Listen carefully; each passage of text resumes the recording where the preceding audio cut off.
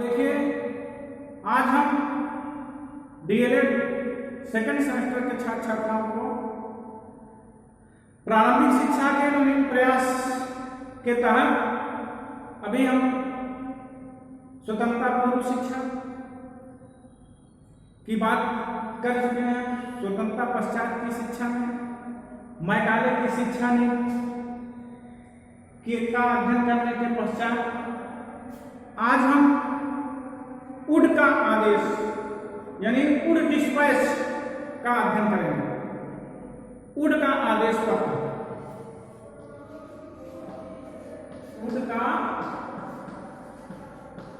आदेश पत्र।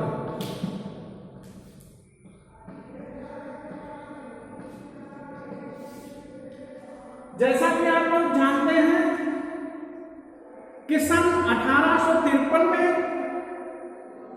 English east India company के आज्ञा पत्र के अनुसार या उसके पुनरावर्तन का समय आया, उस अवसर पर ब्रिटिश पार्लियामेंट में यह निश्चय किया कि भारतीय शिक्षा की प्रमुख समस्याओं का समाधान किया जाए। इस विचार से प्रेरित होकर के पार्लियामेंट में एक जांच समिति की नियुक्ति की गई। उसे भारतीय शिक्षा के संबंध में उसने अपने सुझाव प्रस्तुत करने की बात बताई। उन्होंने कहा कि भारतीय शिक्षा के संबंध में अपना सुझाव प्रस्तुत करें। समिति के सुझावों के आधार पर कंपनी के संचालकों ने 19 जुलाई सन 1854 19 जुलाई सन 1854 की बात है में आपने आदेश से भारतीय शिक्षा समिति के प्रकाशन कर दिया और उस समय सर चार्ल्स वुड जो थे कंपनी के बोर्ड ऑफ कंट्रोल के सदस्य थे, यानी sir Charles Wood board of control के सभापति थे और आदेश पत्र को चार्ल्स वुड के ही नाम से वुड का आदेश पत्र कहा गया, क्योंकि यह सभापति वुड के नाम से ही वुड के आदेश पत्र के नाम से विख्यात हुआ। यह 100 अनुच्छेदों का लंबा लेख पत्र है जिसमें भारतीय शिक्षा के अंग प्रत्यंगों पर विचार किया गया। उसके संबंध में विस्तृत एवं महत्वपूर्ण सिफारिश की गई, जो इस प्रकार है। महत्वपूर्ण सिफारिश है, उसकी सिफारिशें क्या है?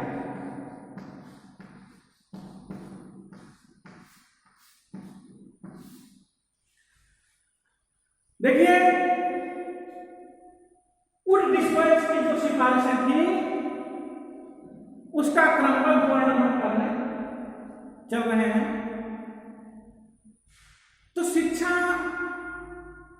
जो अनवरत चलने वाली प्रक्रिया है उस पर लगभग चाहे प्राच्य के समर्थक हो चाहे पाश्चात्य के समर्थक हो, सबने अपना दृष्टिकोण आकर्षित किया। लेकिन उड के आदेश पत्र के अनुसार उसकी निम्नलिखित सिफारिशें हैं। नंबर 1, शिक्षा का उत्तरदायित्व। क्या है? शिक्षा का उत्तरदायित्व।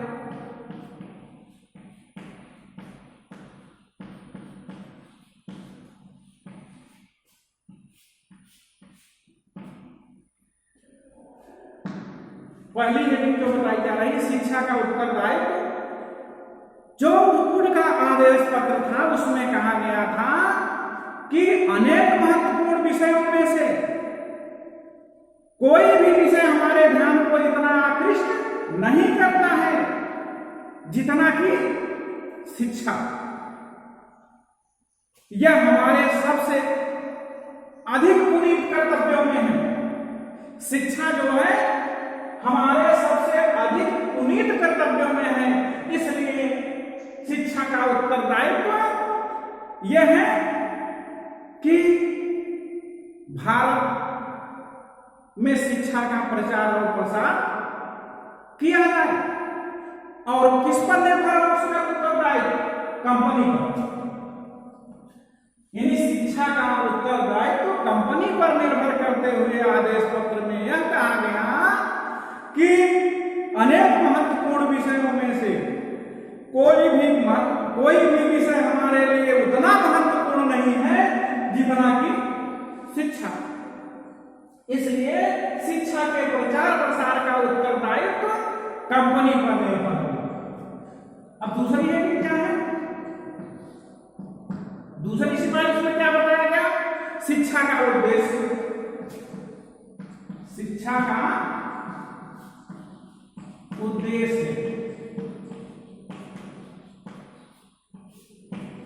शिक्षा का उद्देश्य कैसा होना चाहिए, इस विषय में उन्होंने मुख्य प्रकार से 4 उद्देश्य बताए।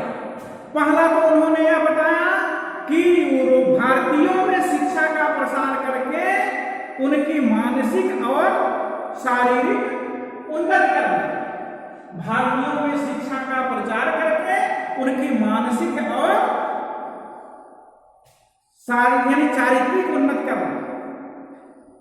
अब दूसरी बात उन्होंने बताया कि भारतीयों को पाश्चात्य ज्ञान का अवगत करा के उनकी भौतिक समृद्धि करानी।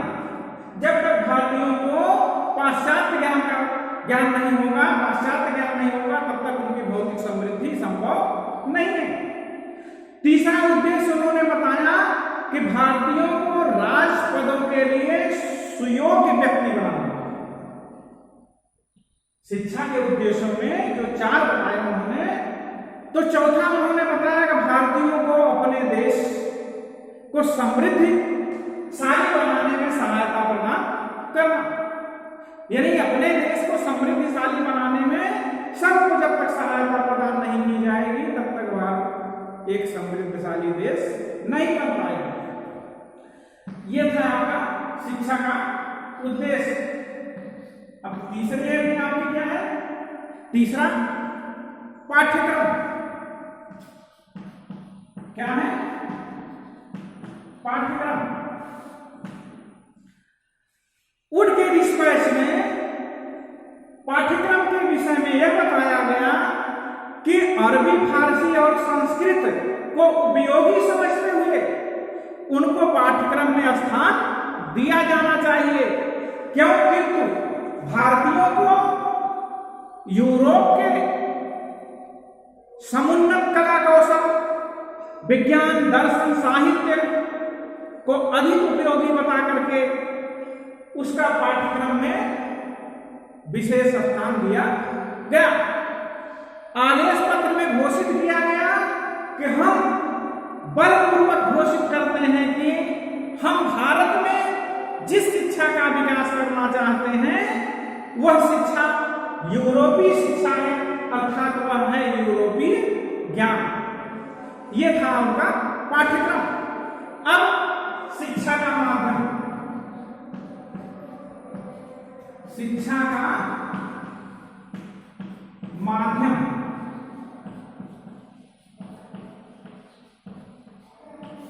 शिक्षा के माध्यम के विषय में आदेश पत्र में यह बताया गया कि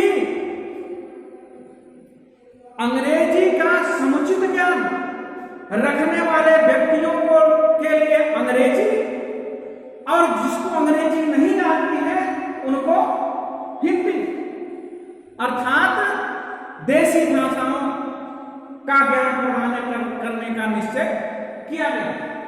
शिक्षा के माध्यम में अंग्रेजी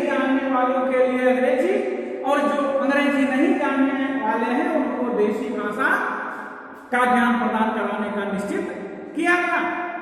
लेकिन उन्होंने अंग्रेजी और देसी भाषाओं दोनों को समन्वित करते हुए निश्चित किया कि दोनों को शिक्षा का माध्यम बनाया जाए, और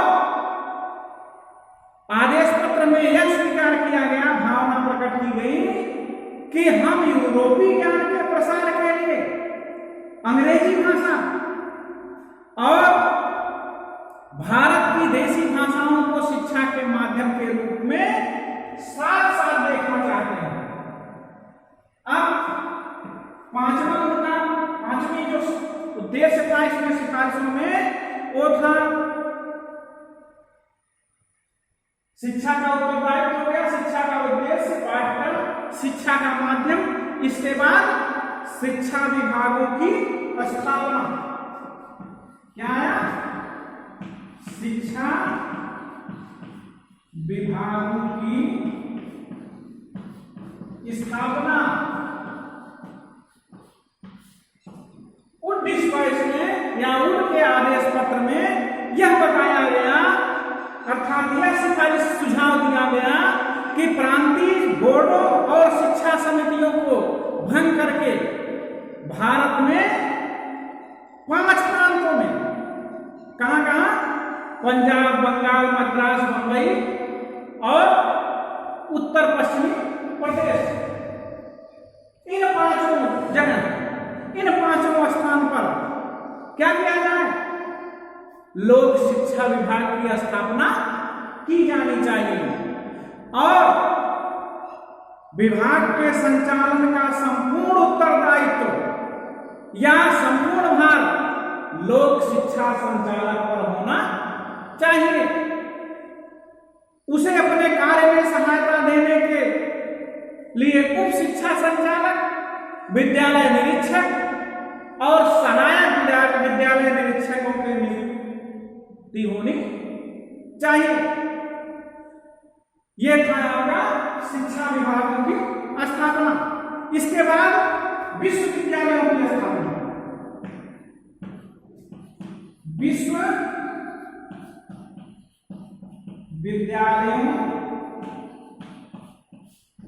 की स्थापना। देखिए,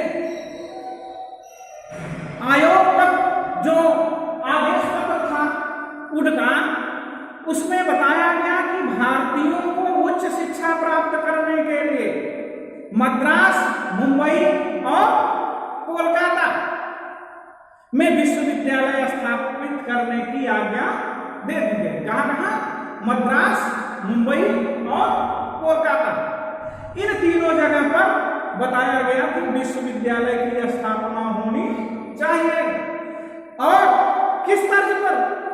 उन्होंने कहा कि जिन विश्वविद्यालयों की स्थापना की जाएगी वो उसका संगठन लंदन विश्वविद्यालय के आदर्शों को मान करके चलेगा, अर्थात लंदन विश्वविद्यालय की तर्ज पर इसका निर्माण होगा।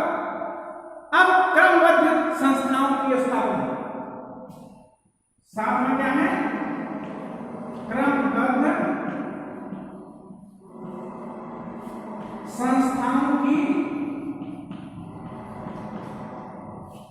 स्थापना।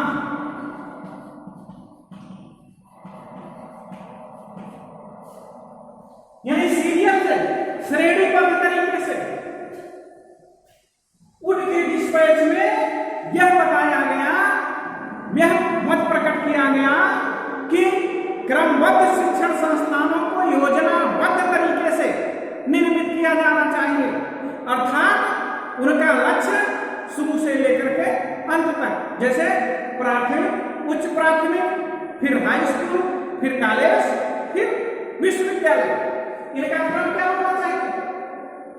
इनके क्रम के बारे में ये जो क्रमबद्ध संस्थाओं की स्थापना के बारे में बताया गया। पहले प्राथमिक, फिर उच्च प्राथमिक, किसको कहते हैं? प्राथमिक, उच्च प्राथमिक, फिर हाई स्कूल,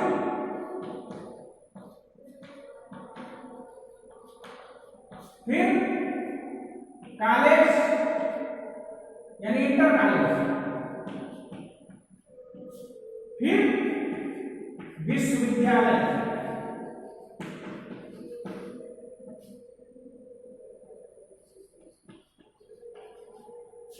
तो क्रमबद्ध तरीके से उन्होंने पहले बताया कि पहले प्राथमिक विद्यालय, फिर मिडिल स्कूल, फिर हाई स्कूल, फिर कॉलेज, उसके बाद विश्वविद्यालयों की स्थापना की जाए।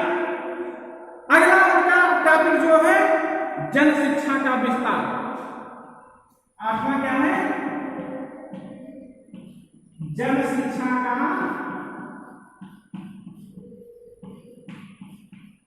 विस्तार।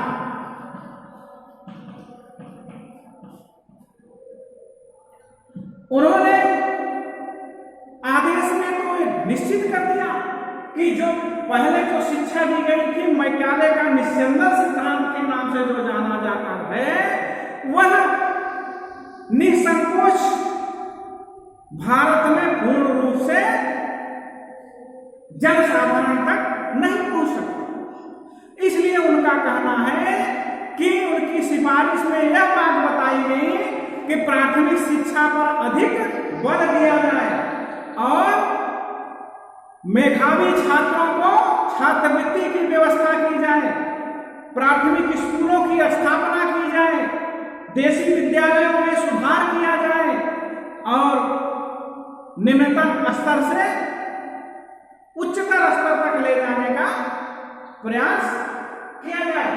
तो जन शिक्षा का विस्तार अपने आप हो जाएगा, क्योंकि मैकाले का जो निस्यंदन सिद्धांत था, शिक्षा का छनाई सिद्धांत था, उसमें ऊपर से छन छन करके आती थी, जन जन तक पहुंचते पहुंचते वह अल्प हो जाती थी। तो इसलिए उन्होंने जन शिक्षा के विस्तार की भी सिफारिश की। अगली बात उन्होंने बताया सहायता अनुदान प्रणाली। सहायता अनुदान प्रणाली,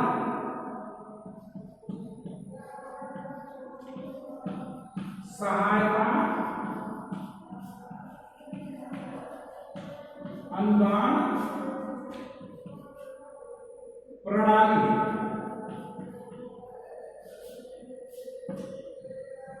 ये आपका अगला टॉपिक है।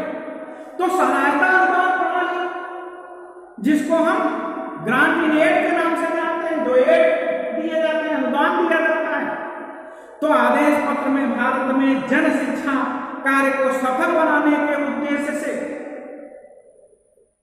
यह सुझाव दिया गया कि इनको सहायता अनुदान प्रणाली भी प्रदान की जाए या प्रचलित किया जाए, क्योंकि इसमें यह सुझाव दिया गया कि भवन निर्माण, छात्रवृत्ति, पुस्तकालय, प्रयोगशाला, अध्यापकों के वेतन, यानी ये तमाम प्रकार की जो व्यवस्थाएं हैं, उनकी अलग अलग व्यवस्थाओं की व्यवस्था होनी चाहिए। तो इसके लिए अलग अलग अनुदान भी दिए जाने चाहिए, ऐसा बताया गया। आदेश पत्र में यह शब्द अर्थात यह वाक्य अंकित किया गया कि हमने भारत में उसी सहायता अनुदान प्रणाली की बात कही है कि जो इस देश में अत्यधिक सफलता की तरफ ले जाती है।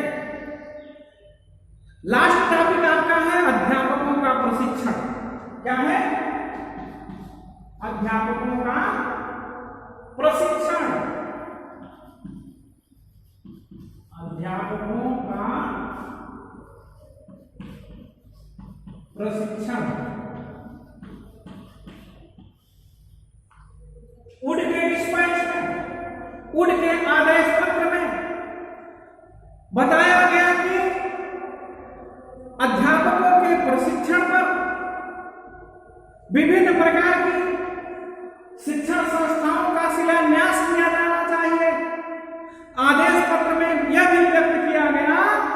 कि छात्रों के प्रशिक्षण काल में उनके लिए छात्रवृत्तियां एवं शिक्षकों के लिए उत्तम वेतन देने की बात कह करके शिक्षा को आकर्षक बनाने की चेष्टा की जानी चाहिए।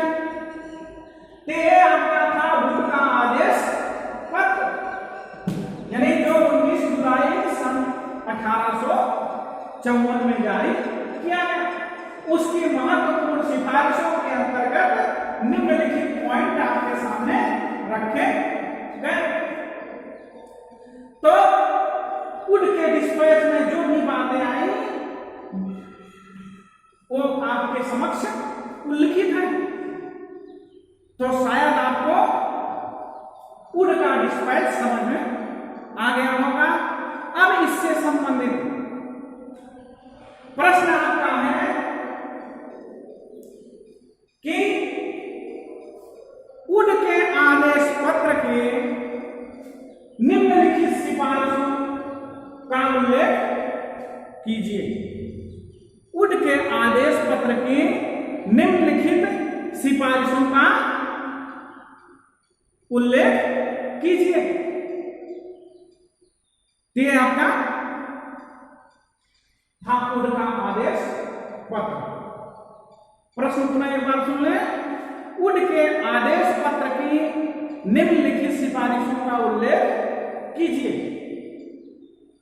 अब हम अगले दिन आपको हंटर आयोग के विषय में बताएंगे।